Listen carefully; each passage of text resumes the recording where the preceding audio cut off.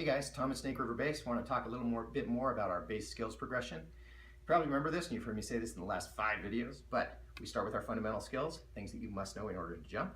We move on to safety skills, things that you should know in order to make base jumping safer. The first set of safety skills are object avoidance skills, increased separation, canopy performance. The next set of safety skills are landing skills. Landing skills are critical because the majority of base accidents are landing accidents. In general, landing accidents are less serious than object strikes, so we place a slightly lower priority on them. They are the next thing you should practice. Fortunately, practicing landing skills is pretty easy. The easiest way to do it is put your base canopy in a skydiving rig and take it to the drop zone. Most drop zones have rental gear for students available, and that gear is usually big enough that it can accommodate a base canopy, especially if you free pack it in the pack tray. So take your base canopy, put it on a skydiving container, and do some practice at the drop zone. Skills we want to practice. The first skill you want to practice is accuracy. You want to make sure that you can hit small areas because base jumping landing areas are pretty small. If you have the good fortune to live somewhere that there's some old school accuracy jumpers at your drop zone, you'll recognize these guys because mostly have big gray beards and they're wearing leather frap hats.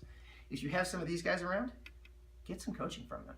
They'll think it's awesome that some new kid wants to learn accuracy because honestly nobody in the skydiving world's been interested in accuracy since 1977. But they've got great skills and they've been practicing for years, and there's a lot that we can learn from them that will make base jumping safer for us. So find some good accuracy coaching, do some accuracy practice on your base canopy at the drop zone. Next, practice landing and landing accuracy in crosswind and downwind conditions. Be able to set up, fly downwind, and hit the spot you want without creaming yourself in. Be able to land crosswind, downwind, and zero wind like that. Obviously, you can practice that at the drop zone if the people at the drop zone are fairly understanding. What you need to do is open high or do a hop and pop on a load where everyone else is going to full height. Get open, shoot your accuracy when the landing area is empty so that you're not flying across the pattern. After that, you're going to want to practice riser landings.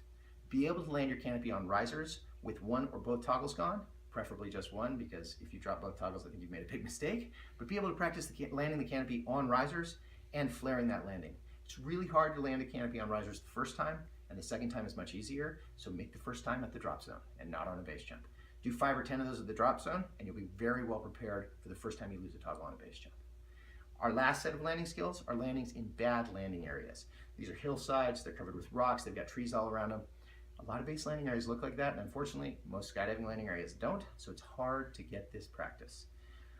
We can practice some of this by setting up fake landing areas, using breakaway streamers and flags and creating obstacles, but in general, this is a very hard set of skills to practice, and a lot of it is just going to come from doing it.